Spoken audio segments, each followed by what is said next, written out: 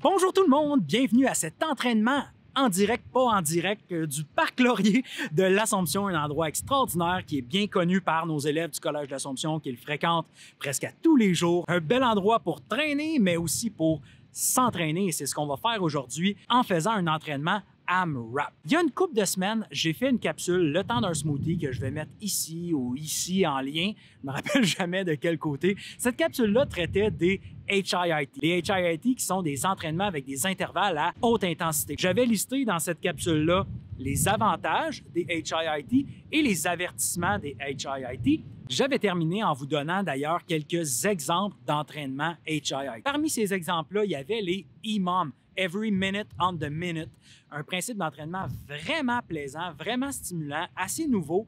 Et je vous avais même fait un exemple d'entraînement dans une autre vidéo que j'avais mis la même semaine. Donc, il y avait un petit exemple d'un EMOM qui travaillait l'ensemble du corps de 12 minutes. Vous pouvez aller revoir ça ici ou ici. Je me rappelle toujours pas. C'est de quel côté? Cette semaine, je vous fais un nouvel entraînement, toujours dans la grande famille des HIIT, mais dans la branche AMRAP. AMRAP, ça veut dire As Many Reps As Possible, donc le plus de répétitions d'un exercice donné dans un laps de temps qui est fixé. Donc, par exemple, je voudrais faire le plus de push-up en 5 minutes. L'idée, c'est d'avoir la meilleure performance possible de push-up en 5 minutes. Je gère mon effort, je gère mes repos comme je veux performer, je veux en faire le plus possible. L'idée est de se comparer à soi-même dans quelques jours, dans quelques semaines. Si vous êtes compétitif, vous pouvez vous comparer entre vous, mais le principe de base veut qu'on se compare à nous-mêmes.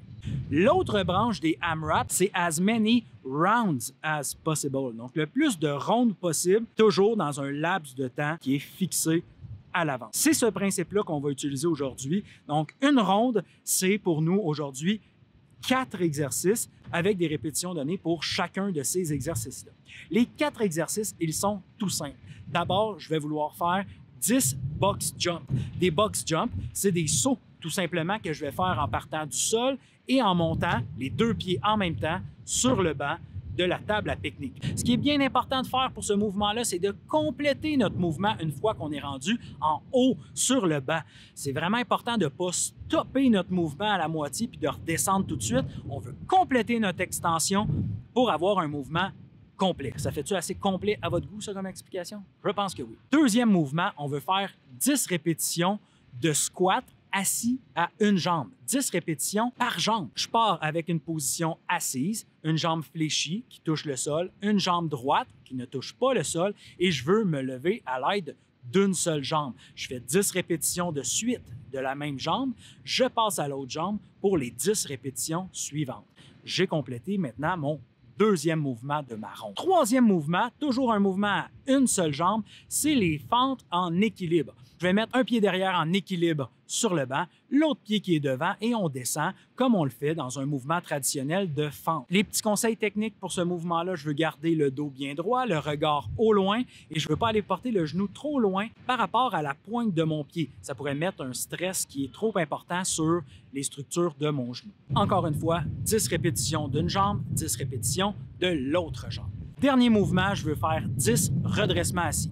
Personnellement, je vais utiliser toujours la table à pique-nique en appuyant mes pieds dessus et en complétant mes redressements assis. C'est pas nécessairement plus difficile, ça fait juste un mouvement différent, tout simplement.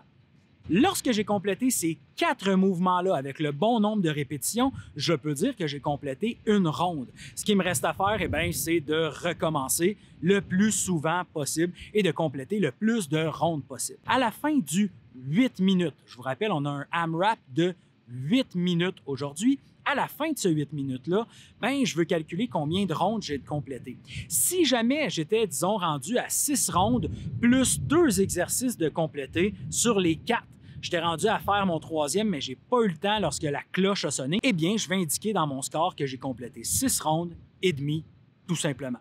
J'indique ce score-là dans mon carnet d'entraînement, dans mon agenda, dans mon cell, n'importe où je vais m'en rappeler pour les prochaines fois où je vais faire ce même entraînement AMRAP-là. L'idée étant de comparer sa performance, un peu comme on le ferait en CrossFit, par exemple. L'idée, c'est vraiment de se challenger soi-même en répétant les mêmes entraînements, disons, tous les 2, 3 semaines, 1 mois, peu importe. Sans plus tarder, on va commencer notre entraînement, mais je vous rappelle que parmi les avertissements qui encadrent les HIIT, il est bien dit de faire un échauffement complet, un échauffement qui va nous éviter de se blesser avec justement des intervalles à haute intensité, des mouvements brusques qu'on va faire à notre corps. Donc cet échauffement complet-là doit comporter une phase d'activation cardio, une phase d'étirement dynamique et une phase de réactivation musculaire où je vais faire peut-être quelques exemples des mouvements que je vais faire à l'intérieur d'un entraînement. Je pense qu'on est prêt. On a pesé sur pause, on s'est échauffé. Je vous mets un petit chrono et on part dans 3, 2, 1. C'est parti.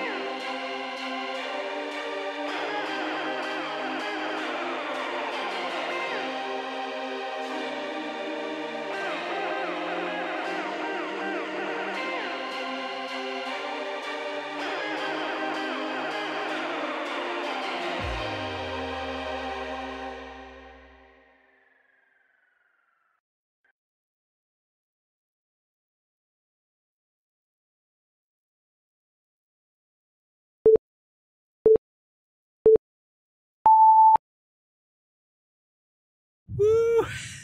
Wow! Robert, plus long que je pensais, moins de rondes que je pensais. Je pensais, dans ma tête, pour vrai, je me disais 1 minute par ronde.